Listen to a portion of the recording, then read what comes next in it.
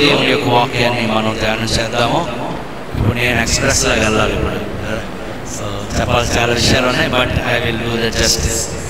చెప్పగలిగినవన్నీ ఈరోజు కొద్ది నిమిషాలు దేవుని వాక్యాన్ని మనం ధ్యానం చేద్దాము. మరి దేవుని ఆరాధించే క్రమంలో ఒకటి స్తుతి ఆరాధన చాలా ప్రాముఖ్యమైనది. దేవుడు మన జీవితాలు చేసిన కార్యాలకు మరి నోరు తెరచి మరి కీర్తనలు పాడుతూ వాద్యాలు వాయిస్తూ దేవుని స్తుతించడం. రెండవది సాక్ష్యముల ద్వారా దేవుని మహిమపరచడం. ఇవి రెండు ఇంపార్టెంట్. సాక్ష్యాలు కూడా చాలా ఇంపార్టెంట్. ఆ సాక్ష్యాల ద్వారా దేవుని మహిమ కలుగుతారు.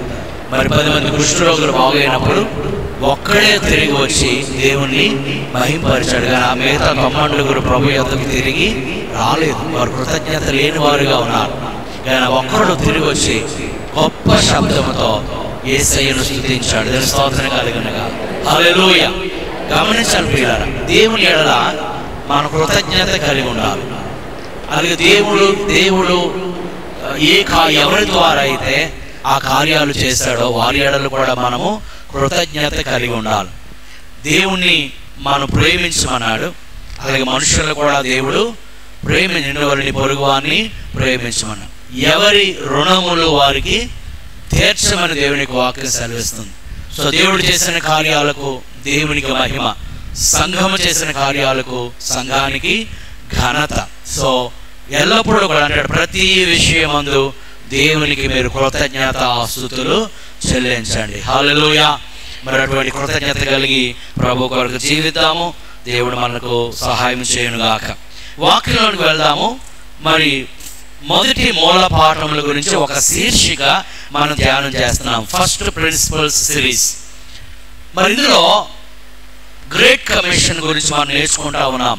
మీరు వెళ్ళి సమస్త జనులను శిష్యులనుగా చేయండి, తండ్రి యొక్కయు కుమారుని యొక్కయు పరిశుద్ధాత్మ యొక్కయు నామములోనికి వారికి బాప్తిస్మం ఇవ్వండి. నేను ఏ సంగతులను మీకు ఆజ్ఞాపించానో వాటన్నిటినీ గైకొనవలెనని మీరు వారికి బోధించండి. ఇదిగో యుగ సమాప్తి వరకు సదాకాలం నేను మీకు తోడుగా ఉన్నాను. సో శిష్యులను తయారు చేయమని ప్రభు వారు చెప్పారు కనుక ఆ ఆజ్ఞను మరి అపోస్తలులు తీసుకొని దాన్ని తూచా తప్పకుండా పాటిస్తూ ప్రపంచంలో పలు ప్రాంతాలకు వెళ్ళి సువార్తను ప్రకటించి వారు బాప్తీసాలు ఇచ్చి సంఘాలని స్థాపించేవారు. ఆ సంఘములను వారు వాక్యపు బోధలో వారిని పెంచేవారు. పిల్లరా, ఏ సంఘానికైనా ఎవరైనా వెళుతున్నప్పుడు ఆ సంఘములో వాక్యపు బోధ ఉండాలి. వాక్యపు బోధ ఉండాలి. ఏదో ఒక సంఘానికి, ఏదో ఒక మందిరానికి, ఏదో ఒక్కొక్క ఆదివారం ఒక్కొక్క మందిరానికి వెళ్ళడం కాదు. ఒక మందిరంలో, ఒక సంఘములో మనం ఉంటూ ఆ సంఘములో ఆధ్యాత్మికంగా ఏమవ్వాలి? ఎదుగుతూ ఉండాలి. And we have to bear the fruit and the church must be benefited by the fruit that we bear. ఏ సంఘంలో అయితే మనం ఆధ్యాత్మికంగా ఎదుగుతూ మనం ఫలిస్తున్నామో ఆ ఫలము ఆ సంఘమునకు ఎలా ఉండాలంటే దీవెనకరముగా ఉండాలి. ప్రపంచంలో ఉన్న ప్రతి సంఘమునకు మనం చెందిన వారము కాదు. ఏదో ఒక స్థానిక సంఘమునకు చెందుతూ ఆ సంఘములో మన ఆధ్యాత్మికంగా మనం ఎదగాలి. అందుచేత ఏ సంఘములో దేవుడు నిన్ను ఉంచాడో ఆ సంఘములో ఉంటూ ఆ బోధ వింటూ ఎలా తయారు కావాలి? శిష్యులుగా తయారు కావాలి. అలాగే యేసుక్రీస్తు వారు అదే చెప్పారు, అపోస్తలులు అదే పాటించారు.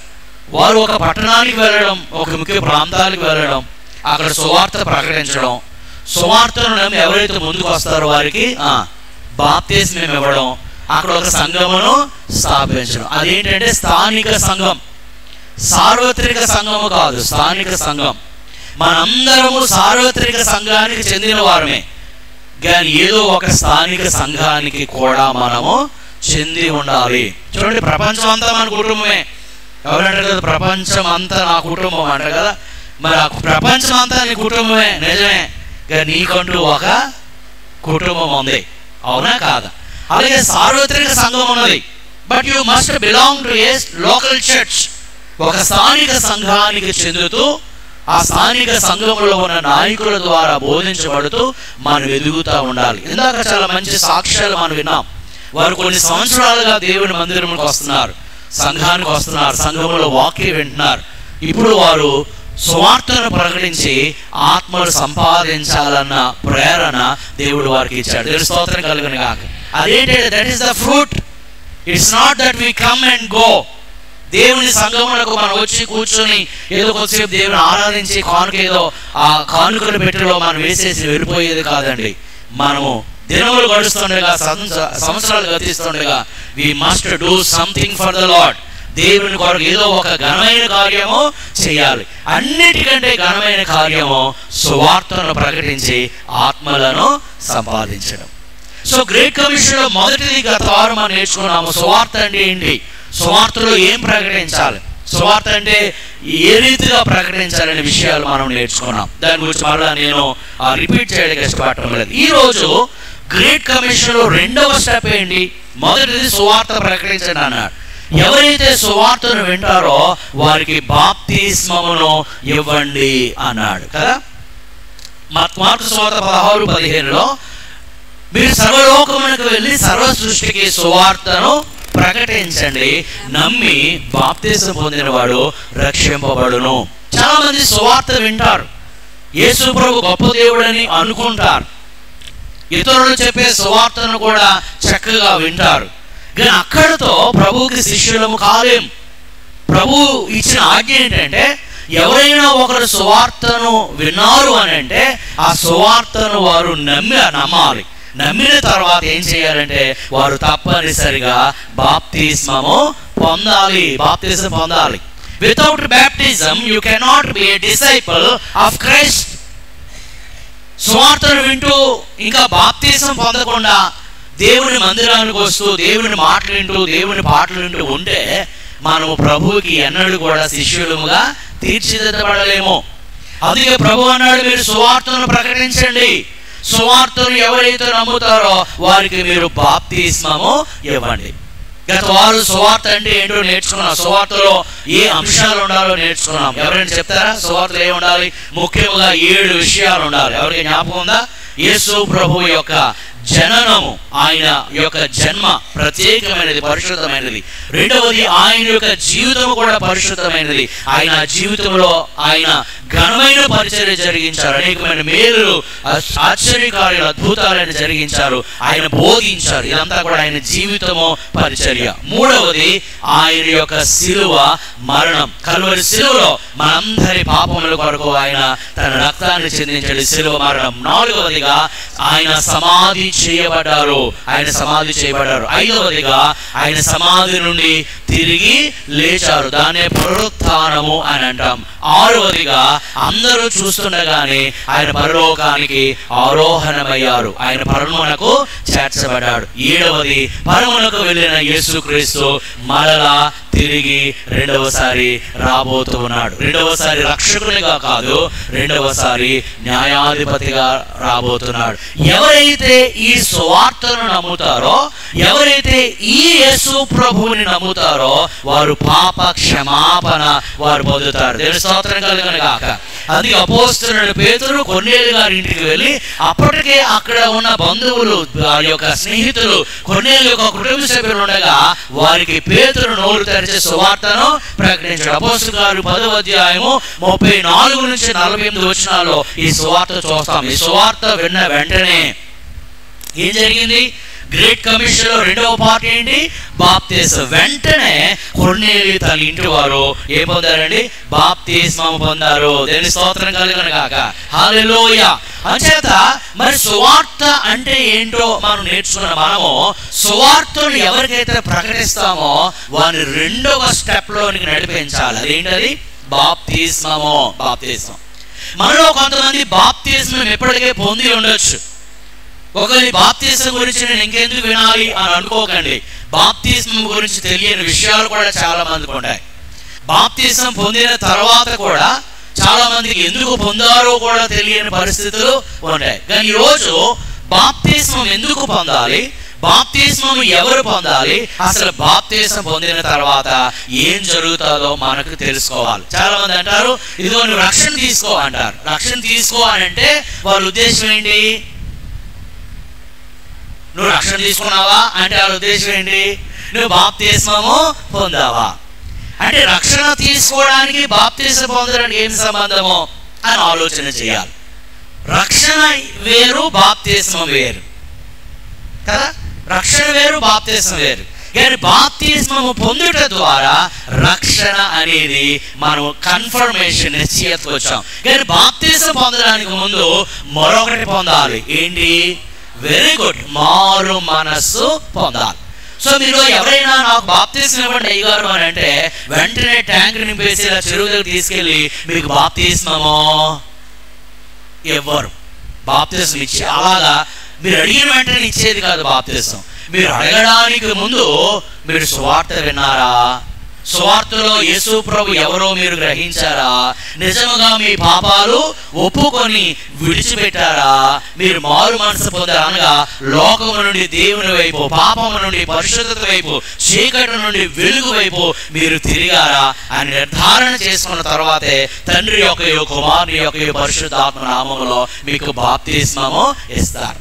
అంటే బాప్తిస్మం అంటే ఏంటి? బాప్తిస్మం ఎవరు పొందుకోవాలనే విషయాలు మనము తెలుసుకోవాలి. ఎందుకంటే ఇతరులకు చెప్పడానికి, ఒకవేళ ఎవరైనా బాప్తిస్మం పొందిన వారు ఉంటే బాప్తిస్మం యొక్క ప్రాముఖ్యత కూడా తెలియాలి. చూద్దాం. బాప్తిస్మము అనేది యేసు ప్రభు యొక్క ఆజ్ఞ. ఇది మానవులు నియమించినది కాదు, సంఘ పెద్దలు నియమించినది కాదు, చివరికి అపోస్తలులు కూడా నియమించినది కాదు. ఎవరు నియమించారు? అమ్మా, సంఘము ఎవరైతే కడతానని చెప్పారో, ఎవరన్నారు ఆ మాట? ఈ బండ మీద నా సంఘమును కట్టుదును, పాతాళ లోక ద్వారములు దాని ఎదుట నిలువునారు అని యేసు ప్రభు అయితే చెప్పారో ఆ యేసు ప్రభు వారు సంఘమునకు ఆజ్ఞాపించినదే మీరు బాప్తిస్మము పొందండి. అంటే ఎందుకు బాప్తిస్మము పొందాలి అని అంటే అది యేసు ప్రభు వారు ఆజ్ఞాపించారు కనుక. ఆయన ఆజ్ఞాపించారు. సువార్త నమ్మిన ప్రతి ఒక్కరికి బాప్తిసం పొందాల్సిందే. నేను ప్రతి వారం గుడికి వస్తానండి, పాటలు పాడతానండి, ఆరాధన చేస్తానండి, నాకు ఆ దేవుడు ప్రేరేపించినంత కానుక నేను దేవునికి సమర్పించుకుంటానండి, మరి జీవితకాలం ప్రభువుని నేను వెంబడించడానికి ఇష్టపడుతున్నాను, కానీ నేను బాప్తిసం పొందను అని అంటే నీవు దేవుని ఆజ్ఞను నువ్వు అతిక్రమిస్తున్నావు. బైబిల్లో చాలా ఆజ్ఞలు ఉన్నాయి. కొన్నిసార్లు నీవు 99 ఆజ్ఞలు నువ్వు పాటించిన ఈ ఆజ్ఞ కూడా నువ్వు పాటిస్తేనే అప్పుడు అది సంపూర్ణమవుతుంది. It is the God's commandment. ఇది ప్రభువు ఇచ్చిన, దేవుడు ఇచ్చిన ఆజ్ఞ. ఈ ఆజ్ఞను అపోస్తలులు పాటించారు. ఈ ఆజ్ఞను ఆది సంఘము కూడా పాటించింది. దేవుని స్తోత్రం కలుగునుగా. సో మత్తయి సువార్త 28:19 మనం ఆల్రెడీ ఇది పదే జ్ఞాపకం చేసుకుంటున్నాం. మీరు సమస్త జనులను శిష్యులుగా చేయండి, తండ్రి యొక్కయు కుమారుని యొక్కయు పరిశుద్ధాత్మ నామములో మీరు బాప్తిస్మము పొందండి. సో దేవుడు యేసు ప్రభువు ఏదైతే ఆజ్ఞాపించారో ఆ ఆజ్ఞను ఆది సంఘము పాటించింది. అందుచేత ఈ రోజు భూమి మీద ఉన్న ప్రతి సంఘము దీనిని పాటించాలి. మీరు మందిరానికి రండి అంటే సరిపోదు. మందిరములకు రావడం మాత్రమే కాక వారు సువార్తను విని ఏం పొందాలి చెప్పండి? బాప్తిస్మము పొందాలి. బాప్తిస్మం పొందడం వల్ల ఏం జరుగుతుందో మనం నెమ్మదిగా మనం నేర్చుకుందాం. రెండవదిగా యేసు ప్రభు ఆజ్ఞాపించారు, అపోస్తలులు దానిని పాటించారు. మీ జ్ఞాపకం ఉంది, అపోస్తలుల 2వ అధ్యాయంలో మనం గమనిస్తే 1వ అధ్యాయంలో చూస్తున్న 120 మంది ఒక మేడ గదిలోకి వెళ్ళిపోయి వారందరూ పరిశుద్ధాత్మ నింపుదల కొరకు ప్రార్థన చేస్తున్నారు. అప్పుడు 2వ అధ్యాయంలో అప్పుడు వేగముగా వీచు బలమైన గాలి వంటి ఒక ధ్వని వారు కూర్చుండి ఉన్న ఇల్లంతా నిండింది. అగ్ని నాలుకల వలె ఆ పరిశుద్ధాత్మ అగ్ని విభాగించబడి అందరిపై వ్రాలగా వారందరూ అన్య భాషలతో వారు మాట్లాడారు. They were filled with the spirit. వారు పరిశుద్ధాత్మ చేత నింపబడ్డారు. పరిశుద్ధాత్మ చేత నింపబడిన వెంటనే అపోస్తలులలో ఒకడైన పేతురు నిల్చుని సువార్తను ప్రకటించాడు. ఇదిగో ఈ యేసును మీరే చంపేశారు, కానీ దేవుడు ఆయనను తిరిగి లేపాడు అని చెప్పిన వెంటనే అక్కడ ఉన్న ప్రజలు, వేల కొలది ప్రజలలో 3,000 మంది పేతురు గారు ప్రకటించిన సువార్తకి స్పందించారు. చూద్దాం 38వ వచనం. మారు మనసు పొంది పాప క్షమాపణ నిమిత్తము ప్రతివాడు వారు ఈ మాట విని అనగా అపోస్తలులు పేతురు ప్రకటించిన సువార్తను విని హృదయములో నొచ్చుకొని సహోదరులారా మేమేమి చేతుమని. ఇప్పుడు మేము ఏం చేయాలి? ఇదిగో సువార్తను విన్నాము, సువార్త వింటుంటే మాకు భయం వేస్తుంది, సువార్తను వింటుంటే మాకు దుఃఖం వస్తుంది. ఏంటి భయము అని అంటే, ఈ సువార్తను నమ్మకపోతే మేము ఎక్కడికి పోతాం? నరకానికి పోతామేమన్న భయం వేస్తుంది. ఏంటి దుఃఖం అని అంటే, అయ్యో ఎంత గొప్ప యేసు ప్రభు విరోధముగా మేము పాపము చేశామే అని వారు హృదయంలో నొచ్చుకొని, మరొకరు చెప్పాలంటే వారు రొమ్ములు కొట్టుకొని హృదయంలో నొచ్చుకొని అడుగుతున్నారు, సహోదరులారా మేము ఏం చేయాలి ఇప్పుడు అని పేతురును కడమ అపోస్తలులను అడగగా పేతురు మీరు మారు మనసు పొంది పాప క్షమాపణ నిమిత్తము ప్రతివాడు యేసుక్రీస్తు నామమున బాప్తిస్మము పొందుడి. వారు అడుగుతున్నారు, అయ్యారు మేమేం చేయాలి? చూడండి, అపోస్తలులు ప్రకటించలేదు అప్పటికి, వారే అడుగుతున్నారు. మేము సువార్తను విన్నాము, ఈ సువార్తను వింటే యేసు ప్రభువునందు విశ్వాసం ఉంచాలని అనిపిస్తుంది. యేసు ప్రభు నిజమైన దేవుడని గ్రహించాం, యేసు ప్రభు ద్వారా మాత్రమే పాప క్షమాపణ గ్రహించాం, యేసు క్రీస్తు ద్వారా మాత్రమే మోక్షరాజ్యం అని గ్రహించాం. ఇదిగో ఈ యేసు ప్రభువుని మాకు రక్షకునిగా, మా ప్రభువుగా మేము అంగీకరించాలని మేము ఆశపడుతున్నాం. నెక్స్ట్ ఏం చేయమంటారు అని అంటే, అప్పుడు పేతురు అన్నాడు, ఏమన్నారమ్మా? మీరు మారు మనసు పొంది మారు మనసు పొంది పాప క్షమాపణ నిమిత్తము ప్రతివాడు యేసుక్రీస్తు నామమున బాప్తిసం పొందాలి. దేవుని స్తోత్రం కలుగునుగా. అర్థమైందా? అంటే సువార్త విన్న తరువాత వారు చేసిన పని ఏంటంటే, వారు బాప్తిస్మము పొందారు, వారు బాప్తిసం పొందారు. తర్వాత 41 చూడండి, ఎప్పుడైతే వారు అలాగ చెప్పారో, కాబట్టి అతని వాక్యం అంగీకరించిన వారు బాప్తిస్మము పొందిరి. ఏది అంగీకరించారండి? ఏం అంగీకరించారు? అతని వాక్యం. అతని వాక్యం అంటే పేతురు గారు చెప్పిన వాక్యమా? పేతురు గారు చెప్పిన దేవుని వాక్యం. దేవుని స్తోత్రం కలుగునుగా. పేతురు గారు గొప్ప కాదు, పేతురు గారు చెప్పిన సువార్త గొప్పది. పేతురు గారిలో శక్తి లేదు, పేతురు గారు ప్రకటించిన సువార్తలో శక్తి ఉంది. దేవుని స్తోత్రం కలుగునుగా. చూడండి, కొన్నిసార్లు ఇందాక ఆ సువార్త ప్రకటించి ఆత్మను సంపాదించాలని మన సాక్ష్యాలు విన్నాం. సో సువార్త ప్రకటించినప్పుడు మనం అనుకుంటాం, ఏంటో ఈ సువార్త ప్రకటన అవతల వాళ్ళు నమ్ముతారో నమ్మరో అని అనుకుంటాం. గమనించండి, మనకి సరిగా భాష రాకపోవచ్చు, మనం సరిగా మాట్లాడకపోవచ్చు, మనం అంతగా చదువుకున్న వారు కాకపోవచ్చు. When you preach the gospel, మీరు సువార్త ప్రకటించినప్పుడు మీ నోట్లో నుంచి ఏమవుతుంది అనుకుంటున్నారు? ఆ సువార్తలో ఉన్న శక్తి విడుదలవుతుంది. దేవుని స్తోత్రం కలుగునుగా.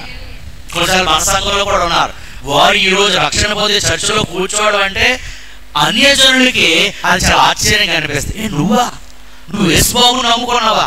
నువ్వు చర్చికి వెళ్ళిపోతున్నావా? నువ్వు మారిపోయావా?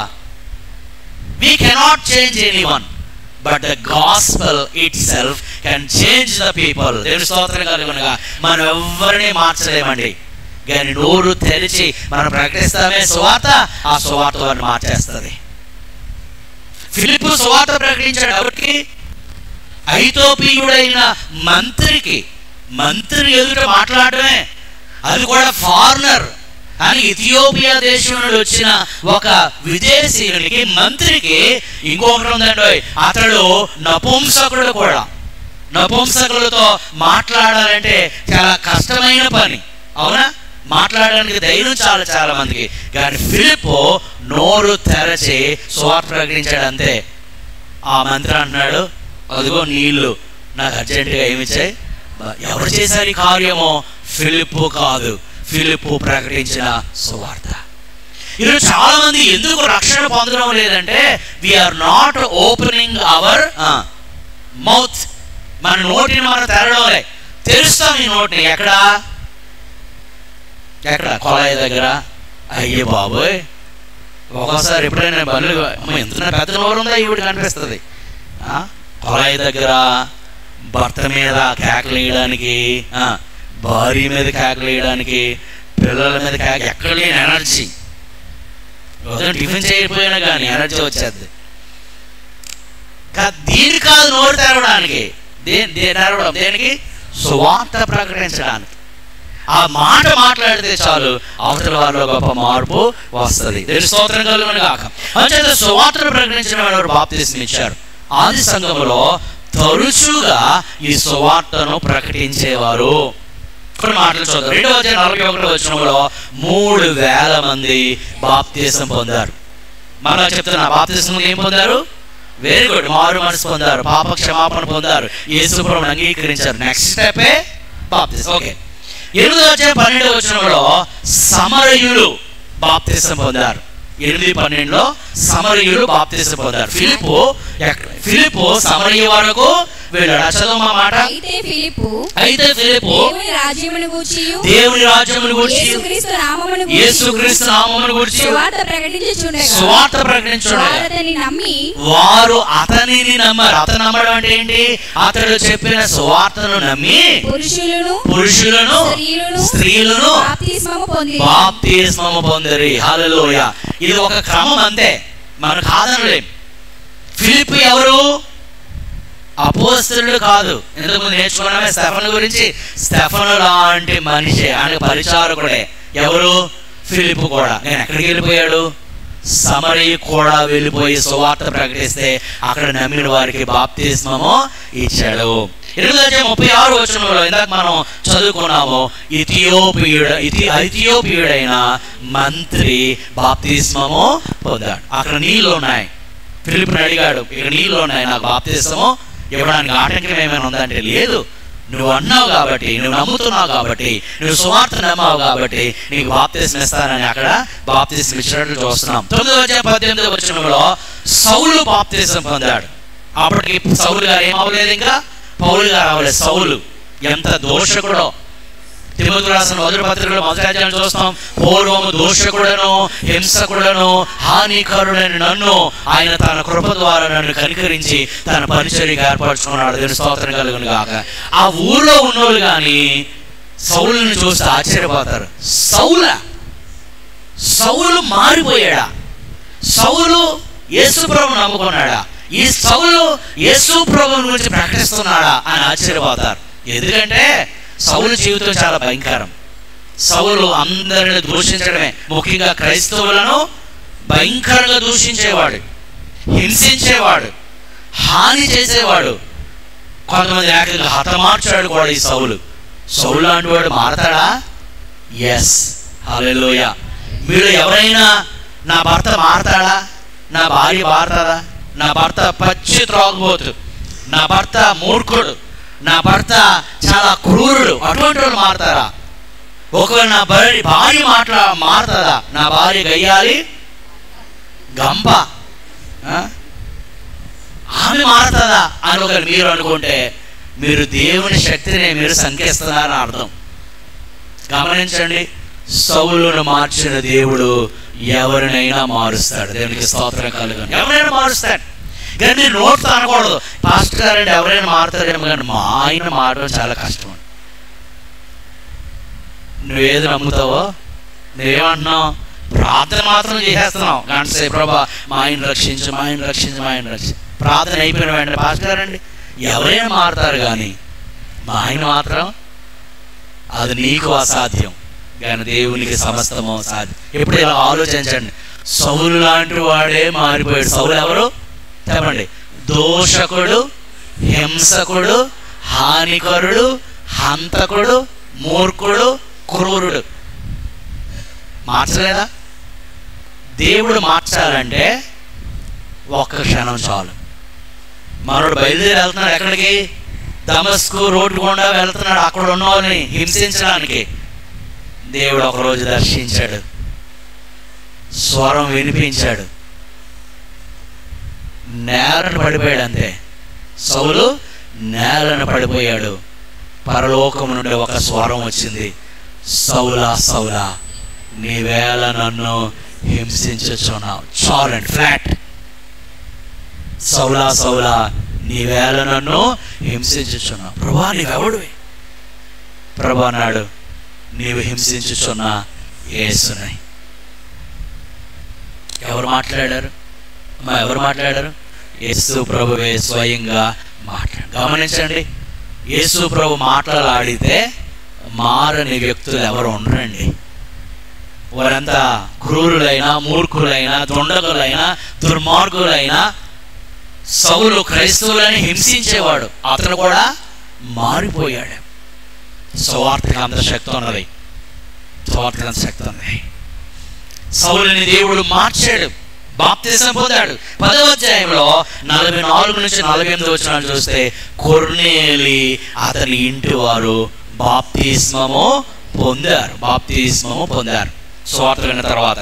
16వ అధ్యాయంలో 14-15 వచనాల్లో లూదియా, అలాగే ఈమె తూతేర పట్టణస్తురాలు కదా, లూదియా తన ఇంటి వారు సువార్తను నమ్మి వెంటనే బాప్తిస్మము పొందారు. ఇదే 16వ అధ్యాయంలో మరొకరు ఉన్నాడు. ఆయన ఎవరు? ఫిలిప్పి యొక్క జైలు అధికారి, జైలర్, చెరసాల నాయకుడు.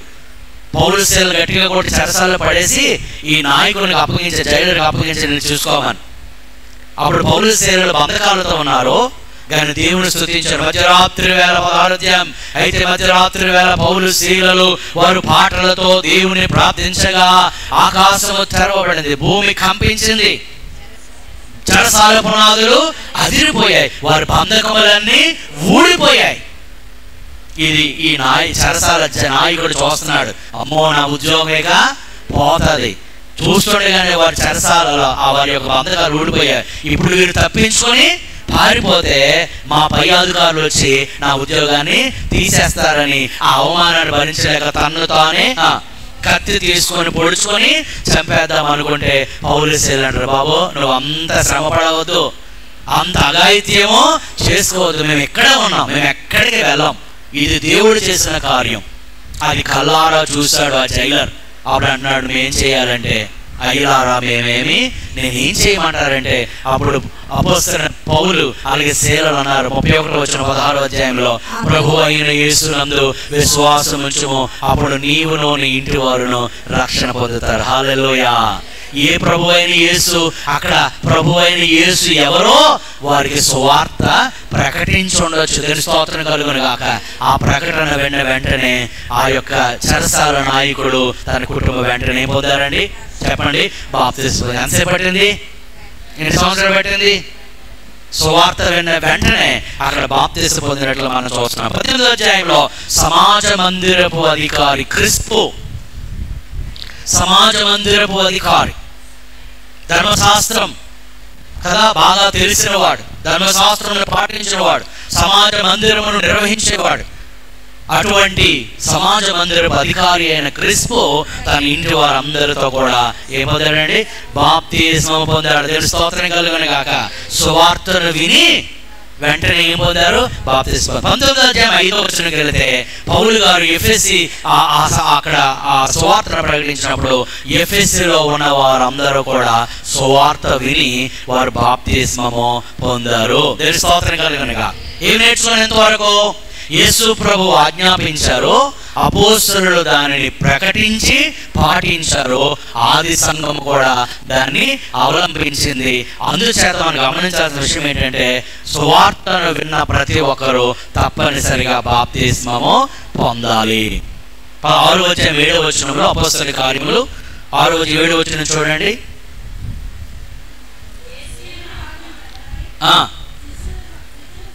శిష్యుల సంఖ్య యెరూషలేములో బహుగా విస్తరించింది. స్తోత్రం కలుగును గాక. శిష్యుల సంఖ్య అంటే ఎవరు? ఇప్పుడు అర్థమైతే చెప్పాలి. ఎవరైతే సువార్తను విన్నారో, సువార్తను ఎవరైతే బాప్తిసం పొంది సంఘములోనికి చేర్చబడ్డారో వారు శిష్యుల జాబితాలోకి వచ్చారు. అక్కడ క్రైస్తవుల సంఖ్య విస్తరించారని లేదు, తర్వాత ఆ క్రైస్తవులని పేరు వచ్చింది. కానీ అప్పటి వరకు వారికి ఉన్న పేరు ఏంటంటే శిష్యులు. ఎవరు శిష్యులు? యేసు ప్రభు శిష్యులు. అంటే వీళ్ళు ఏం చేశారు? సువార్త విని బాప్తిసం పొంది సంఘములో చేర్చబడ్డారు. 16వ అధ్యాయం 5వ వచనంలో, గనుక సంఘములు విశ్వాసమందు స్థిరపడి అనుదినము లెక్కకు విస్తరిస్తున్నాయి. హల్లెలూయా. మీకు అర్థం ఏం పెరుగుతున్నాయి? ఏం పెరుగుతున్నాయి? సంఘములు పెరుగుతున్నాయి. అంటే సంఘములు పెరుగుతున్నాయి అంటే అర్థం ఏంటి? సువార్తను నమ్మి బాప్తిస్మము పొందే వారి సంఖ్య రోజు రోజుకి పెరుగుతుంది. ప్రభు ఏమన్నాడు, ఆజ్ఞాపించాడు, మీరు వెళ్ళి సమస్త జనులను చెప్పండి శిష్యులుగా చేయండి. దేవుని స్తోత్రం కలుగునుగా. హల్లెలూయా. అంటే సంఘము అభివృద్ధి చెందడం అని అంటే మందిరానికి వచ్చే వారి సంఖ్య పెరగడము కాదు. మందిరమునకు ఎవరైనా రావచ్చు, కానీ సంఘం అభివృద్ధి చెందడం అంటే శిష్యుల సంఖ్య పెరగడం అని అంటే బాప్తిస్మము పొందిన వారి సంఖ్య అందుకే మీరు ఎంతకాలం గుడికి వచ్చినా మీరు సంఘ సభ్యులుగా పరిగణించబడరు. కానీ ఇప్పుడైతే బాప్తిస్మం పొందుతారో అప్పుడు అనౌన్స్మెంట్ ఉంటుంది, ఏమని, ఇదిగో ఫలానా వారి యొక్క కుటుంబము బాప్తిస్మము పొంది సంఘములో చేర్చబడాలి. ఒకరు అన్నీ వాళ్ళు నిల్చున్నారు, అలాగన్నారు, మేము 10 సంవత్సరాల నుంచి వస్తున్నామండి అన్నారు అనుకోండి. మీరు 10 సంవత్సరాల నుంచి రావచ్చు. You are coming to the building. Building అంటే ఈ మందిరం. But when you take the baptism you entered into the church of God. Hallelujah. అనగా దేవుని సంఘములోనికి చెప్పండి 3,000 మంది వెలుపట ఉండేవారు ఇంతకు ముందు, అవునా? ఇప్పుడు ఈ 3,000 మంది 241 సంఘములో చేర్చబడ్డారు. దేని ద్వారా? సువార్త విని. Very good. బాప్తిస్మము పొందడం ద్వారా. బాప్తిజం మరికొన్ని విషయాలు నేర్చుకోండి. బాప్టిజము అనగా గ్రీకు పదం బ్యాప్టిజో నుంచి వచ్చింది. అందరూ చెప్పండి, ఏ పదము? ఏ పదం? Greek word baptizo. బ్యాప్టిజో అనగా ముంచుట లేదా మునుగుట. చూడండి, బాప్తిజంలో ఇది దేవుడు అప్పగించినది. బాప్తిజంలో తప్పనిసరిగా ముంచాలి. చిలకరించడమో లేకపోతే ఇన్ఫెంట్ బాప్టిజమో అవి వాక్యానుసారమైనవి కావు. ఎందుకు ముంచాలి అని అంటే మీరు ఉదాహరణ ఒకటి చెప్తాను. బ్యాప్టిజం అంటేనే ముంచుడు బాప్తిజం వాక్యానుసారమైనది. ఓకే, అపోస్తలుల 8వ అధ్యాయం 38-39 వచనాల్లో ఫిలిప్పు ఐగుప్తు మంత్రికి ఎలా బాప్తిస్మం ఇచ్చాడో చూద్దాం. వారు త్రోవలో వెళ్ళుచుండగా నీళ్లు ఒక చోటికి వచ్చినప్పుడు నపుంసకుడు, నీళ్లు ఉన్న ఒక చోటికి వచ్చినప్పుడు ఆ మంత్రి నపుంసకుడు అన్నాడు, ఇదిగో నీళ్లు నాకు బాప్తిస్మం ఇచ్చుటకు ఆటంకమేమని అడిగి రథము నిలుపుమని ఆజ్ఞ. చూడు, వారు వెళుతూ ఉండగా ఏం కనబడ్డాయి? నీళ్లు కనబడ్డాయి. ఒకవేళ వారి దగ్గర బాటిల్లోనూ దేని మీద నీళ్లు ఉంటే ఆ నీళ్లు కాదు. ఒకవేళ ఆ నీళ్లు ఉంటే ఏం చేసేవచ్చు?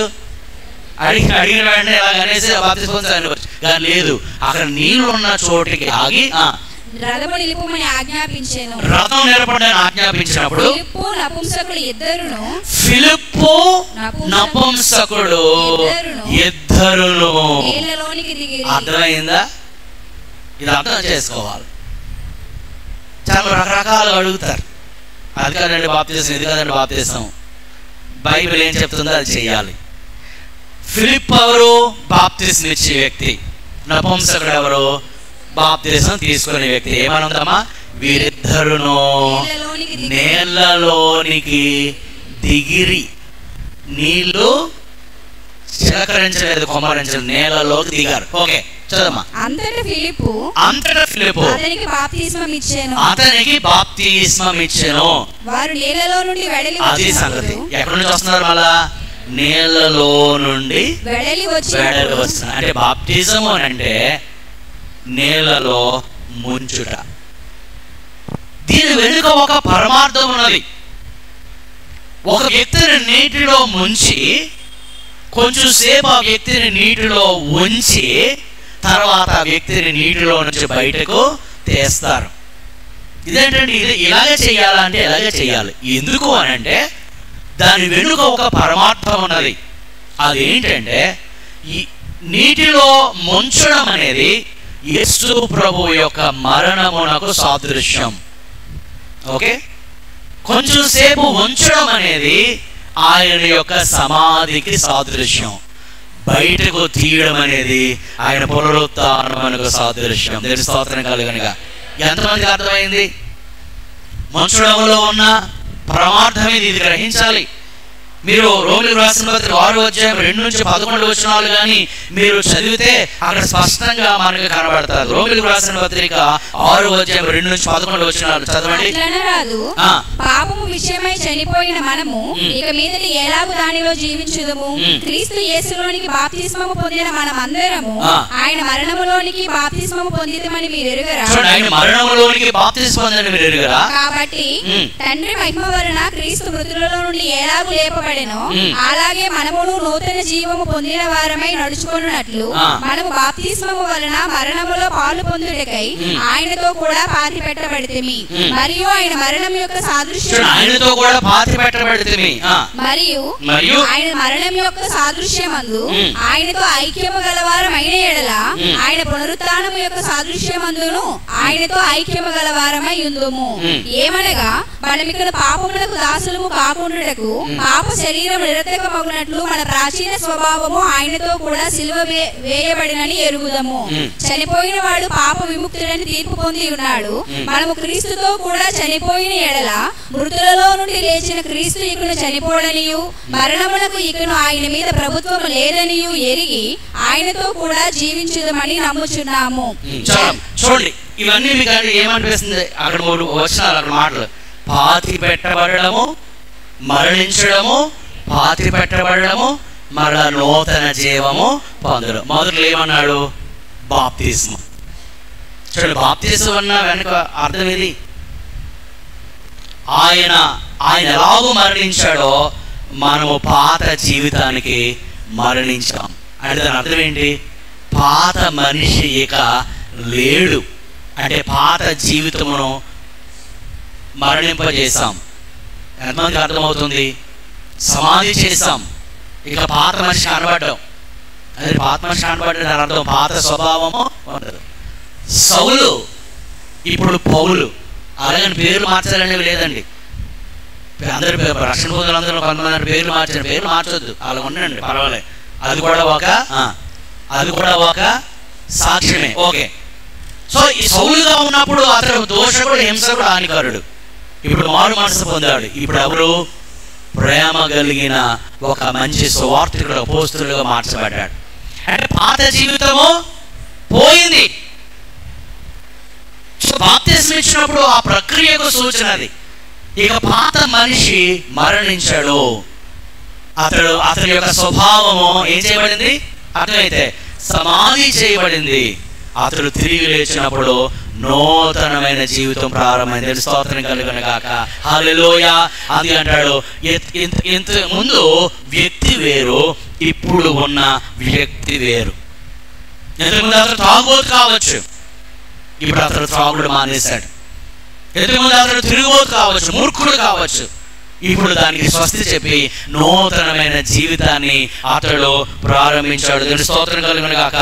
మీరు కొరింథీయులకు రాసిన పత్రిక 15వ అధ్యాయము 3-4 వచనాలు కూడా చూస్తే ఆయన లేఖనముల ప్రకారము మరణించి, లేఖనముల ప్రకారము ఆయన సమాధి చేయబడి, లేఖనముల ప్రకారము ఆయన 3వ దినమున తిరిగి లేచాడు. దేవుని స్తోత్రం కలుగును గాక. ఇది ఏంటి అని అంటే బాప్తిస్మములో ఉన్న పరమార్థం. అందుకే మీరు బాప్తిసాన్ని ఇచ్చినప్పుడు చక్కగా చూడాలి ఏం జరుగుతుందో. ఏం జరుగుతుంది? ఒకళ్ళు ముంచి ఉంచి తర్వాత వ్యక్తిని బయటికి. ఇది దేని సూచిస్తుంది? అర్థమే చెప్పండి. ఏం సూచిస్తుంది?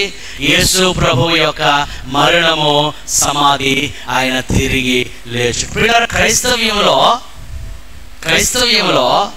ప్రతి దాని వెనుక వాక్యం ఉంటది, వాక్యాధారం ఉండాలి. అలాగే క్రైస్తవ్యంలో కూడా ఎవరైనా చేస్తా ఉంటే వెంటనే మీరు ఎక్కడికి వెళ్ళాలి? బైబిల్ దగ్గరికి వెళ్ళాలి. ఇదిగో ఫలానా వారు ఎలా చేస్తున్నారు, ఫలానా వారు చేసి బైబిల్ ఆధారం ఏంటని అడగాలి. బైబిల్ ఆధారం అయితేనే మనం దాన్ని పాటించాలి. అంటే బాప్తిస్మం యొక్క ప్రక్రియ ఇది. కొంచెం మనం ముందుకు వెళ్దాం. బాప్తిస్మం పొందినప్పుడు ఏం జరుగుతుంది? బాప్తిస్మం పొందినప్పుడు ఏదో అక్కడ మ్యాజిక్ జరుగుతుంది అని కాదు. బాప్తిస్మం పొందినప్పుడు ఏం జరుగుతుంది? 4 విషయాలు కొత్తగా వస్తాయి. ఒకటి, నూతన బోధకుడు. New teacher. ఇంతకుముందు మన బోధకుడు ఎవరంటే అపవాది అని సాతాను చెప్పినట్టల్లా విన్నాం, సాతాను చేయమందల్లా చేసాం. సాతాను ఎక్కడికి వెళ్ళమంటే అక్కడికి వెళ్ళాం, సాతాను ఏం మాట్లాడమంటే అది మాట్లాడాం, సాతాను ఎలా ఉండమంటే అలా ఉన్నాం. ఇప్పుడు మన బోధకుడు మారిపోయారు. ఆయన ఎవరు చెప్పండి? ఇప్పుడు మన ప్రభు అయిన యేసుక్రీస్తు వారు. దీని స్తోత్రం కలుగును గాక. ఇంతకుముందు సాతాను బోధకుడుగా ఉండి అతని బోధ వినేవారు అందరినీ సాతాను ఎక్కడికి తీసుకెళ్ళిపోయేవాడు? ఎక్కడికి తీసుకెళ్ళిపోతున్నాడు?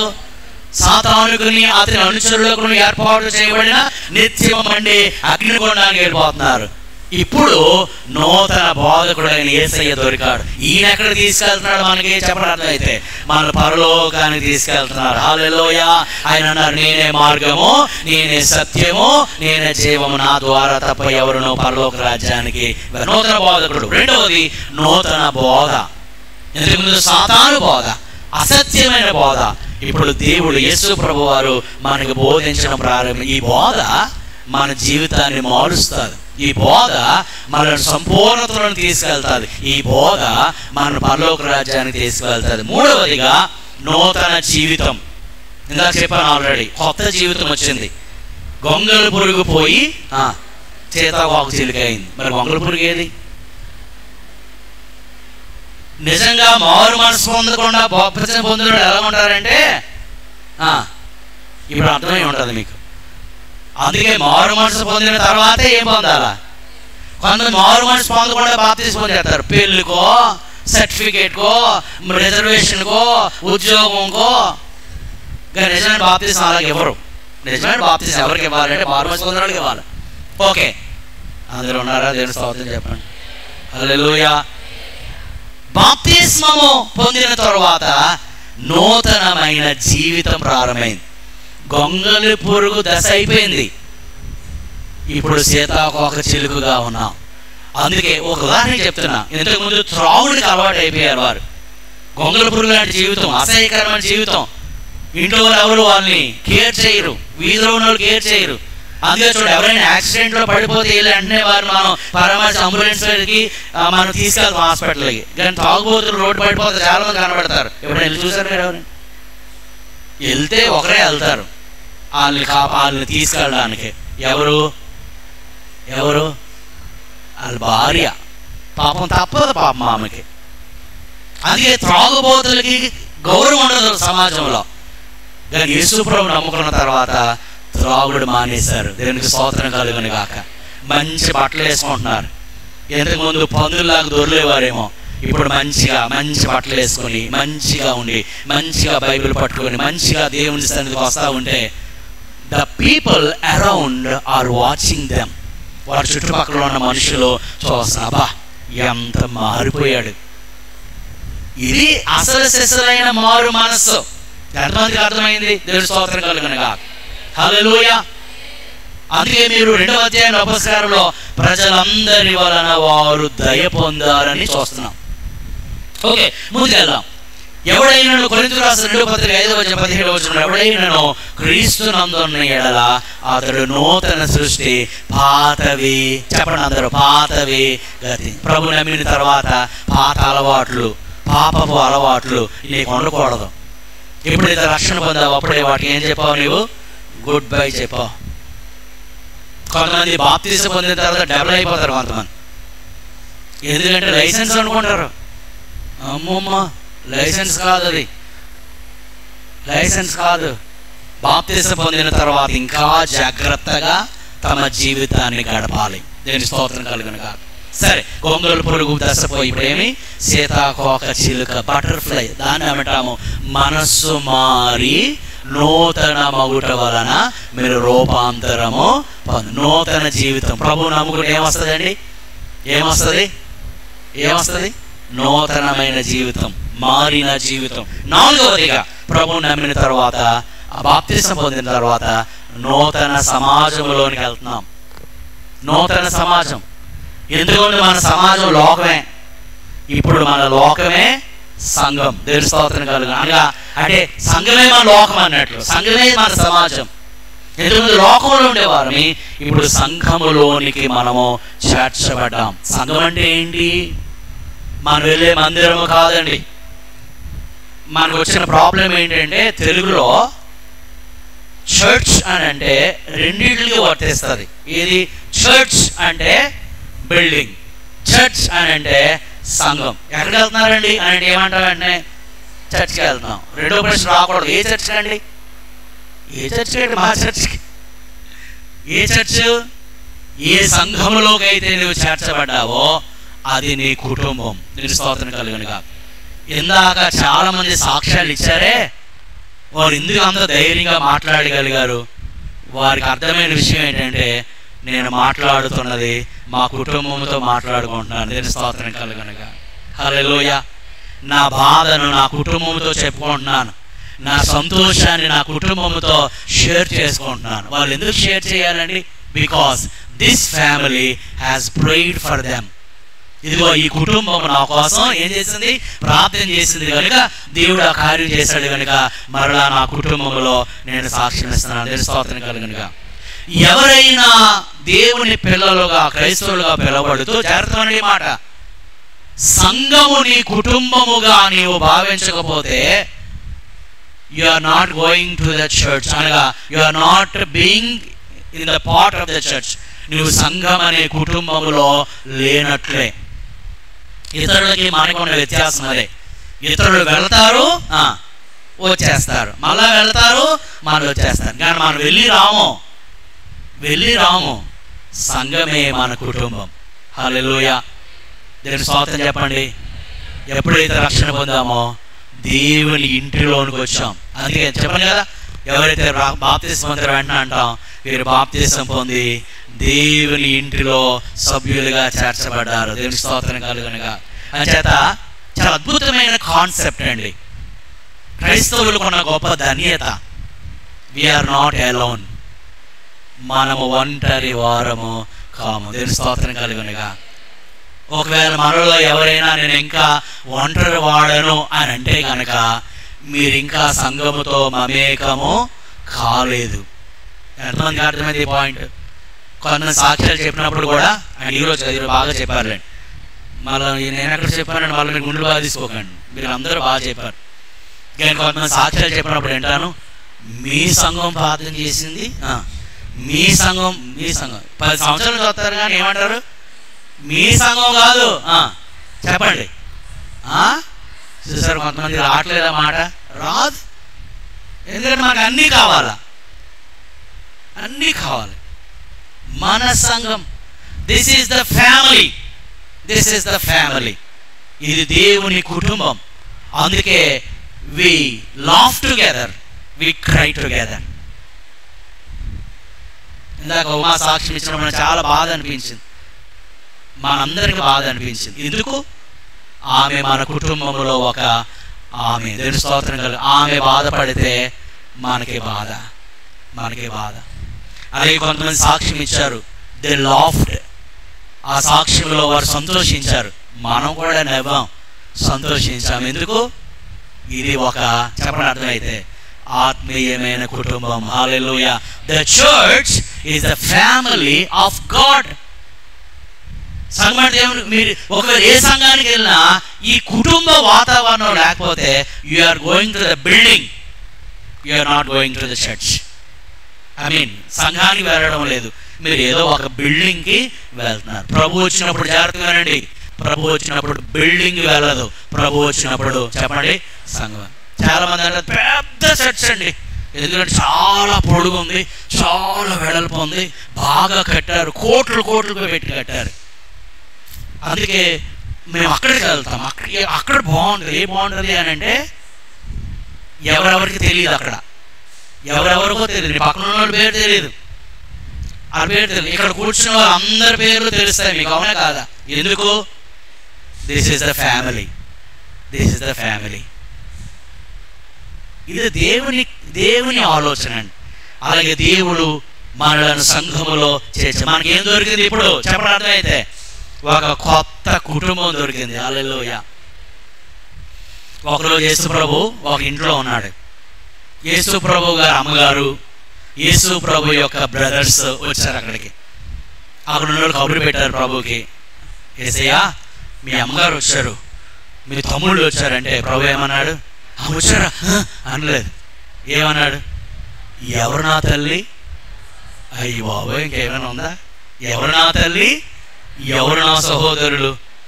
తండ్రి చిత్త ప్రకారం చేసే మీరే నా తల్లియు నా సహోదరులు. హల్లెలూయా. అంటే అర్థం ఏంటి?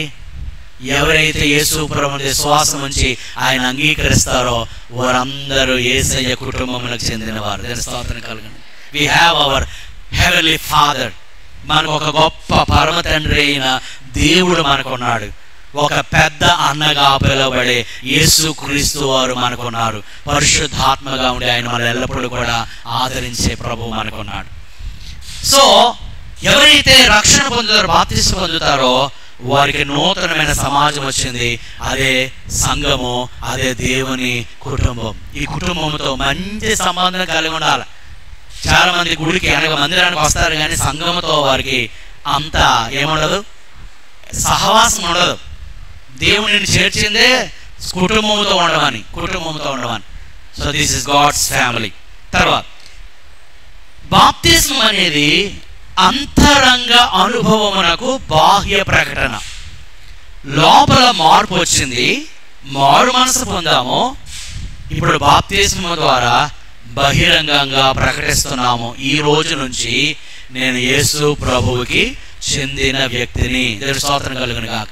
అందుచేత రహస్య బాప్తిస్మం అనేది లేదు, బహిరంగ బాప్తిస్మం. బాప్తిస్మం పొందడం అంటేనే మన బహిరంగంగా సాక్ష్యం ఏమని, ఇంతకుముందు లోకానికి చెందిన వాడిని ఇక మీదట ప్రభువుకి చెందిన వాడిని సాక్ష్యం ఇవ్వడం. ఎవరు బాప్తిస్మం పొందాలి అని అంటే, ఎవరు ఆల్రెడీ చెప్పాను, ఎవరైతే మారు మనసు పొందుతారో, పాప క్షమాపణ పొందుతారో, తమ పాపముల విషయమే పశ్చాత్తాపడతారో, ఎవరైతే లోకము నుండి దేవుని వైపు తిరుగుతారో, పాపములు విడిచిపెట్టి పరిశుద్ధతలోనికి రావడానికి ఇష్టపడతారో, వారు పాపులని గ్రహించి యేసుక్రీస్తు ద్వారా నాకు పాప క్షమాపణ, ఆయన రక్తం ద్వారా పాప క్షమాపణని నమ్ముతారో వారు మాత్రమే బాప్తిస్మమునకు అర్హులు. అంటే వారిలో మారు మనసు అనే క్రియ జరుగుతుంది. 19వ అధ్యాయం అపొస్తలుల మాంత్రిక విద్య అభ్యసించేవారు వారు ఆ యొక్క మంత్ర సంబంధమైన పుస్తకాలన్నీ తెచ్చి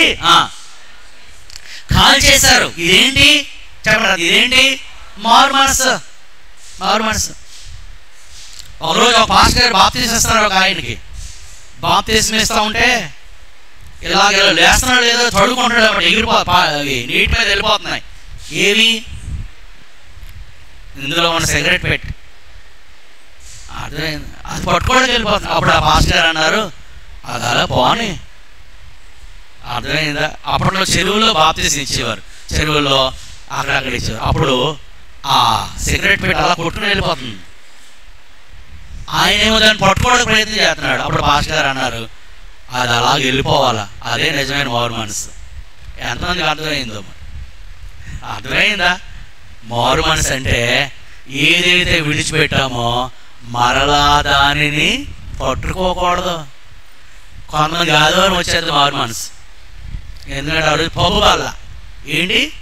కొంతమంది అనుకుంటారు పబ్బు బల్ల రోజు ప్రభువు బల్ల రోజు నేను చాలా పరిశుద్ధంగా ఉండాలి, అందుచేత ఈరోజు నేను తాగను, ఈరోజు నేను కాల్చను, ఈరోజు చాలా పవిత్రంగా ఉంటా. కాదండి బాబు, పవిత్రత అంటే it's not just for Sunday. ఇది ఒక ఆదివారం మాత్రమే కాదు, ప్రతిరోజు పరిశుద్ధంగా ఉంటా. ఓకే, సో బాప్తిస్మం ఎవరికైనంటే ఎవరైతే పూర్తిగా ప్రభువు వైపు తిరిగారో, పాత అలవాట్లు మాని ప్రభువునందు విశ్వాసం ఉంచి ఆయన రక్షణ గ్రహించారు వారికి బాప్తిస్మం. మరొక మాట, బాప్తిస్మము చాలా ప్రభావవంతమైనది, చాలా శక్తివంతమైనది. అందుకే మీ కుటుంబ సభ్యులు కానీ ఎవరైనా అన్యులుగా ఉంటే వారు వెంటనే దానికి ఒప్పుకోవడానికి ఇష్టపడరు. అర్థమవుతుంది. ఎందుకు? గుడికి వెళ్ళమంటారు, ప్రార్థన చేసుకోమంటారు, కానుకేయమంటారు, అన్నీ చేయమంటారు. కానీ మీరు వెళ్ళి నేను ఈరోజు బాప్తిస్మం పొందుతాను అన్నారు అనుకోండి, వెంటనే ఈరోజు నువ్వు చర్చికి వెళ్ళావా అంట. ఎందుకు చెప్పడం? అర్థమైతే వారు కూడా తెలుసు, ఎప్పుడైతే ఒక వ్యక్తి బాప్తిస్మం పొందుతాడో అప్పటి నుంచి వారు దేవుని బిడ్డలు అవుతారండి. స్తోత్రం కలుగును గాక. అందుకే ఇది చాలా శక్తివంతమైనది కాబట్టే నీవు బాప్తిస్మం పొందిన తర్వాత వ్యతిరేకతలు వస్తాయి, నిందలు వస్తాయి, అవమానాలు వస్తాయి, నేను పక్కన పెట్టే పరిస్థితులు వస్తాయి, నేను దూషించే పరిస్థితులు వస్తాయి, కానీ అవి ఏటి వైపు చూడకో, రక్షించే యేసయ్య వైపే నీవు చూడాలి. It is so powerful. బాప్తిస్మం అనేది ఆజ్ఞ. అంచేత బాప్తిస్మము తప్పనిసరిగా పొందాలి. ఆజ్ఞాతిక్రమమే పాపం. లోకాసు 7:30 మీరు బాప్తిస్మము పొందకపోవడం వలన దేవుని ఆజ్ఞను, దేవుని ఉద్దేశాన్ని మీరు నిరాకరించిన వారు అని అక్కడ వ్రాయబడింది. పిల్లారా, మరొక మాట చదివి చెప్పుకొని మనం ముగించుకుందాం. బాప్తిస్మమునకు వాయిదా వేయకూడదు. బాప్తిస్మం వాయిదా వేయకూడదు. నువ్వు సువార్తను నమ్మిన తర్వాత ఎంత వీలైతే అంత త్వరగా నువ్వు బాప్తిస్మము పొందాలి. నువ్వు యేసు ప్రభు ఎవరో తెలిసి కూడా ఇంకా బాప్తిస్మానికి నువ్వు వాయిదా వేస్తే అది సంపూర్ణ విధేయత కాదు. 3,000 మంది ఎప్పుడు? మీరు చెప్పండి. నేను చెప్పాను 3,000 మంది ఎప్పుడు? Very good. ఇంకా అయితే ఇప్పుడు నపుంసకుడు ఎప్పుడు? వెంటనే. చెరసాల కొన్నేళ్ళు ఎప్పుడు? వెంటనే. చెరసాల నాయకుడు ఎప్పుడు?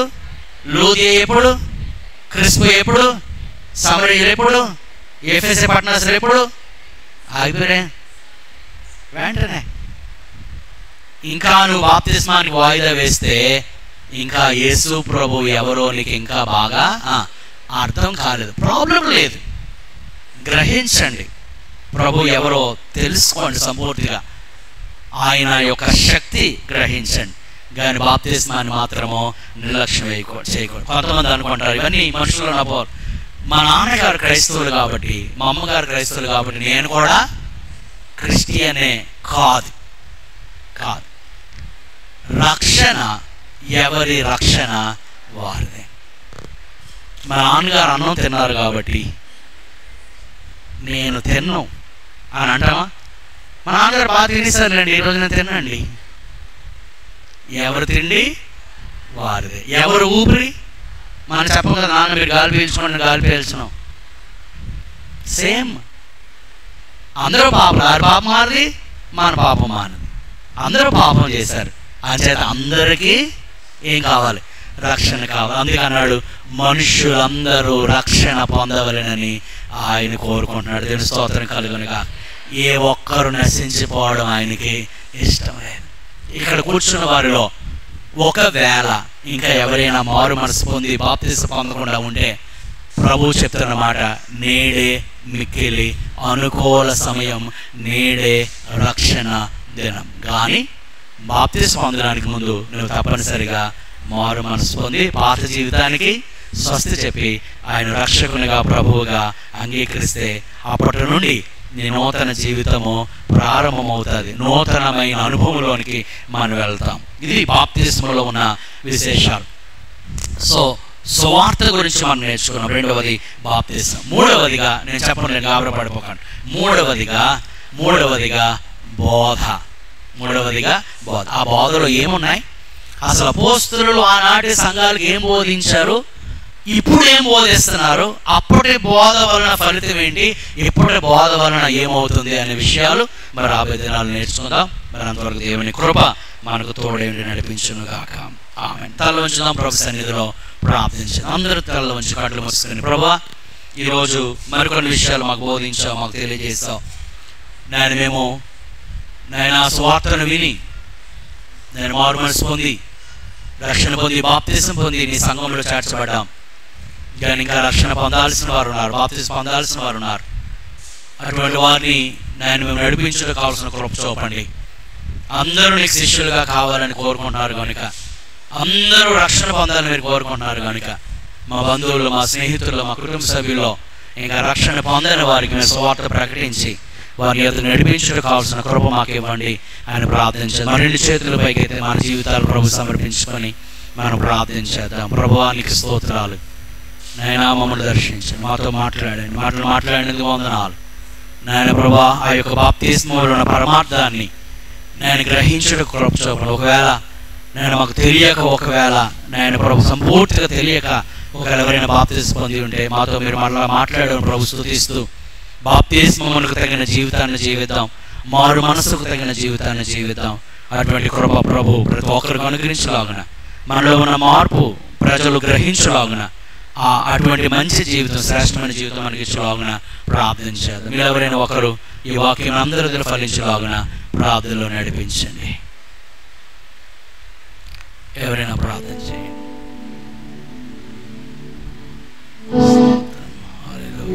Thank you, Lord.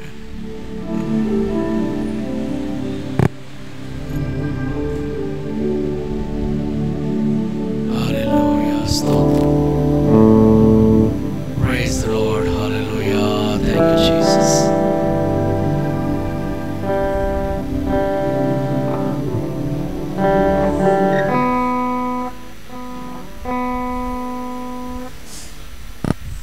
నాయనా స్తోత్రం తండ్రి, మహోన్నతమైన ప్రభు, ఆశ్చర్యకరణానికి వందనాలు, స్తోత్రాలు చెల్లిస్తున్నాను ప్రభు. ఇచ్చిన మంచి దినాన్ని, సమయాన్ని బట్టి నీకు వందనాలు, స్తోత్రాలు చెల్లిస్తున్నాను ప్రభా. ఆ 5 మంది తండ్రి నీ పునరుద్ధాన దినమున తండ్రి నీ సన్నిధిలో కూడి ప్రభా, నైనా సంఘంగా సమాజంగా ప్రభా మిమ్మల్ని ఆరాధించడానికి మమ్మల్ని సజీవ లెక్కలో ఉంచి నీ సన్నిధిలో నిలబెట్టిన విధానాన్ని బట్టి నీకు కృతజ్ఞతాస్తుతులు చెల్లిస్తున్నాను. ఇంతవరకు తండ్రి నీ దైవదాసులను నిలబెట్టి తండ్రి నైనా నీకు స్తోత్రాలు తండ్రి. అనేకమైనటువంటి తండ్రి నైనా నీ యొక్క మర్మములు తండ్రి నైనా మీరు మాకు బయలుపరిచారు దేవా, నీకు వందనాలు, స్తోత్రాలు చెల్లిస్తున్నాను ప్రభా. పరిశుద్ధాత్మ దేవుడా నీకు వందనాలు తండ్రి నాయన. అవును ప్రభా, మేము సువార్తను ప్రకటించినప్పుడు ప్రభా ఏ రీతిగా మేము ప్రకటించాలో తండ్రి నాయన నీకు వందనాలు మాకు బోధిస్తున్నారు తండ్రి, నీకు స్తోత్రాలు నాయన. ఇంతవరకు తండ్రి మేము ఆ రీతిగా బోధించలేదు కానీ తండ్రి నాయన నీకు వందనాలు చెల్లిస్తున్నాను. ఇక మీద తండ్రి నాయన నీ యొక్క సువార్తను తండ్రి అన్య జనుల మధ్య తండ్రి నాయన మేము ఏ రీతిగా బోధించాలో, వారిని ఏ రీతిగా నీ ఎదుగు నడిపించాలో తండ్రి నాయన మీరు మాకు తెలియజేసిన విధానం అంతటిని బట్టి నీ కృతజ్ఞతాస్తుతులు చెల్లిస్తున్నాను ప్రభా. అలాగనే తండ్రి మేము మారు మనసు పొంది తండ్రి నాయన నీకు వందనాలు, పాప క్షమాపణ పొంది ప్రభా నాయన రక్షణ పొంది తండ్రి నాయన బాప్తిస్మం పొంది తండ్రి నీ యొక్క సంఘంలో చేర్చబడి తండ్రి నాయన నీకు వందనాలు ప్రభా నాయన. మీరు మాకు ఇచ్చిన చక్కనైన సంఘాన్ని బట్టి నీకు వందనాలు ప్రభా. అలాగనే నాయన నువ్వు ఇచ్చిన బలమైన దైవ సేవకులను బట్టి నీకు వందనాలు, స్తోత్రాలు చెల్లిస్తున్నాను తండ్రి. ఇది లేక అనేక మంది నశించిపోతూ ఉన్నారు కనుక తండ్రి వారందరినీ ప్రభా నాయన ఇటువంటి సంఘంలో తండ్రి నాయన ఇటువంటి వాక్యంలో తండ్రి నాయన మేము నడిపించాలో తండ్రి నాయన అనుదినము మీరు మాకు నా తండ్రి ప్రతి వారము బోధిస్తున్నారు, మీకు కృతజ్ఞతాస్తుతులు చెల్లిస్తున్నాను తండ్రి. ఆ రీతిగా తండ్రి నాయన వైన వాక్యాన్ని తండ్రి మా అందరి హృదయాల్లో ఫలింపజేసి తండ్రి నాయన ఇటువంటి వాక్యం ద్వారా తండ్రి అనేకుల్ని ఎదుగు నడిపించే శక్తిని తండ్రి మీరు మాకు దయచేయమని, సాధనాలుగా మమ్మల్ని వాడుకోమని తండ్రి నాయన నీ కృతజ్ఞతాస్తుతులు చెల్లిస్తామని ఒకసారి మా సంఘం అంతటినీ మీ చేతులకు అప్పగించుకుంటున్నాం. దీవించండి, ఆశీర్వదించండి. విధమైన వాక్యం సంఘం అంతటిలో తండ్రి మీరు ఫలింపజేసి తండ్రి నాయన నీ నామానికి మహిమకరంగా మేము అందరం ఉండేలాగా సహాయం దయచేయండి. వాక్యం నా తండ్రి బోధించిన దైవ సేవకులు ఇంకా తండ్రి బహుబలంగా మీరు వాడుకున్నామని తండ్రి నీకు కృతజ్ఞతాస్తుతులు చెల్లిస్తున్న ఆత్మచేత ఇంకా బలంగా నడిపించమని, కుటుంబాన్ని దీవించి ఆశీర్వదించి కృప చూపించమని, ముందున్న కార్యక్రమం అంతట్లో మీరు నడిపించమని, మహిమ పొందమని యేసయ్య అతి శ్రేష్టమైన నామములో ప్రార్థన అడిగి వేడుకొనుచున్నాం మా పరమ తండ్రి. ఆమేన్, ఆమేన్. అందరం కూర్చుందాం. ఈ సమయంలో ఒక ప్రత్యేకమైన పాట మరి పాస్టర్ గారు అలాగే సౌజన్య ఇద్దరు అలాగే బెన్నీ ఇప్పుడు పాడడానికి సిద్ధపడ్డారు.